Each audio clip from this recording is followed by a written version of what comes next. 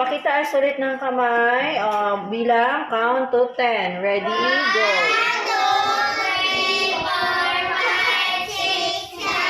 8, 9, 10. Okay, lagay ang kamay sa ibabaw ng inyong mga lamesa. Umupo ng maayos. Makinig, tayo ay magre-review ngayon. Okay, ginagamit ito kung ang tinutukoy ay ang sarili. Sarili ang tinutukoy. A, siya. B, ako. C, sila. D, ikaw. Okay, letter B. Ano yung letter B? Ako. Ayan, sabihin niya, ako. Ako. Yan. Kapag ang tinutukoy ay sarili, ang inyong sarili, ang gagamitin ay ako. Okay, next. Ito ay ginagamit kung ang tinutukoy ay isang tao na hindi kausap. Kapag hindi nyo kausap. A, ako. B, ikaw. C, siya. D, sila. Letter C. Okay, letter C. Ano yung letter C? Okay, very good, siya. Kasi sinabi ay isang tao na hindi kausap. Okay, yun ay siya. Next. Ginagamit kung ang bagay ay pag-aari ng kausap. Pag-aari. A, iyo. B, kanya. C, akin. D, ikaw. Letter pag-aari ng kausap. Bagay ay pag-aari ng kausap. A, iyo. B, kanya. C, akin. D, ikaw. Pag-aari ng kausap.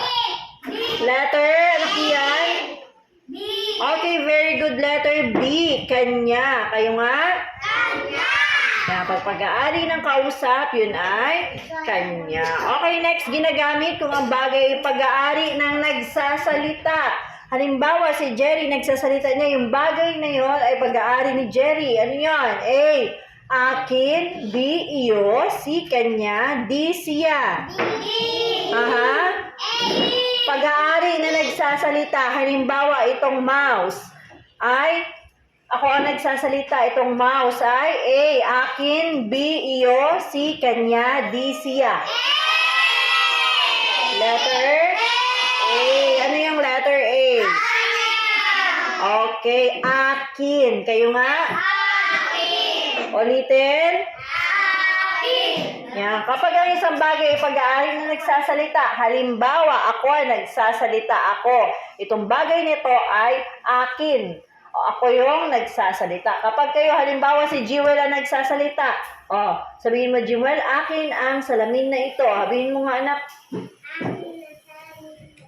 Akin. Siya yung nagsasalita. Siya yung kanya yung gamit na yon. Okay, next. Ginagamit kung ang tinutukoy ay ang kausap.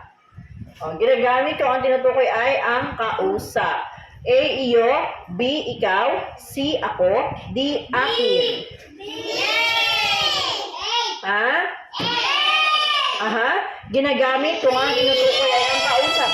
Tinutukoy halimbawa si Hana at ako ay nag-uusap. Tinutukoy ko ay si Hana. A, iyo. B, ikaw. C, ako. D, akin. Letter? Ano sagot mo, Jerry? B. Yan. Letter B. Kayo nga sabihin, ikaw. Okay. Next, tingnan ang larawan. Sariin ang pictograph. Sagutin ang mga tanong sa ibaba. Kaya nyo na ito. Madali na ito. Okay, sabihin kung magkasintunog o di magkasintunog. Sabihin ang check kung magkasintunog, X kung di magkasintunog. Pambahay, nanay, check or X. Okay. Pambalot, upo, check or X. X. Makulay, sumakay, check or X. Okay, check. Kaya na yan. Okay, punta tayo dito.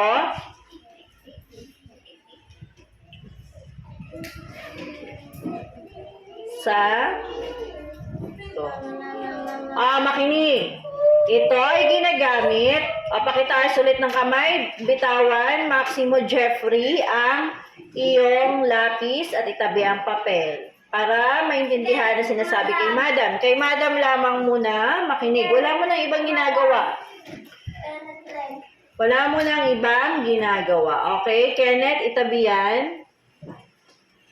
Okay, makinig sa akin. Ready? Count to 10. Ready? Go!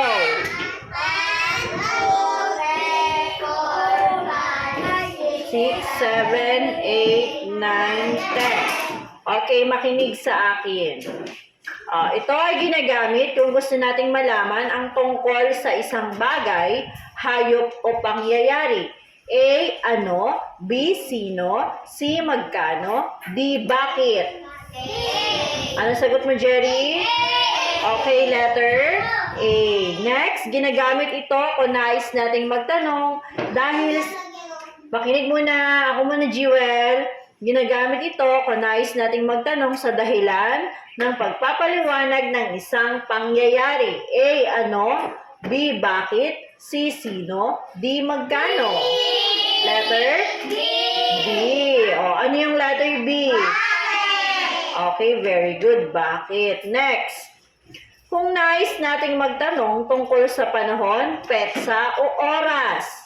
Pagka tinatanong natin ay panahon, petsa at oras. A. Kailan? Makinig. A.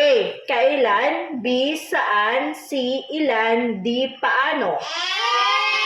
Letter A. Ano yung letter A?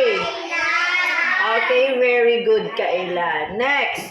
Ginagamit ito kung nais nating magtanong tungkol sa isang pook o lugar. Kapag magtatanong tayo tungkol sa isang pook o lugar, ano ang gagamitin natin sa pagtatanong?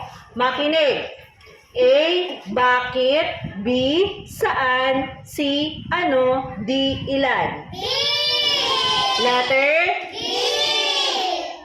Okay, letter B. Ano yung letter B?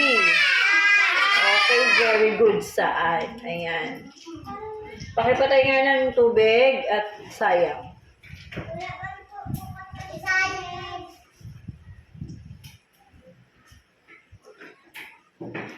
Okay, sabihin ang letter A kung isahan, letter B kung dalawahan, at letter C kung maramihan. Okay? Numbers 1, magkakalaro. Ano yan? Letter C. Ano yung letter C? Okay, very good. Maramihan. Next, magpinsan. Agree ka dyan, Mark. Tigilan yan. Hana, ha? Magpinsan. Makinig sa akin. Anong letter yan? A, B, or C? B. Ano yung letter B?